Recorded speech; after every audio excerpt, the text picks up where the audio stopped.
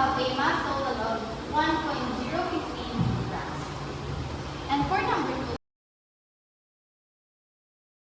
2, we have a given of HR is equal to 0.025 kilograms per kilogram, and our HRF is equal to 0.010 kilograms per kilogram, and mass of air is 100 kilograms. We're going to solve for the mass of the water.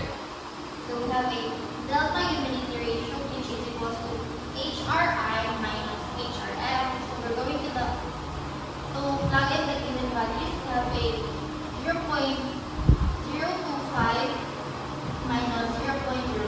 So we have a delta humidity ratio of 0.015 kilograms per kilogram.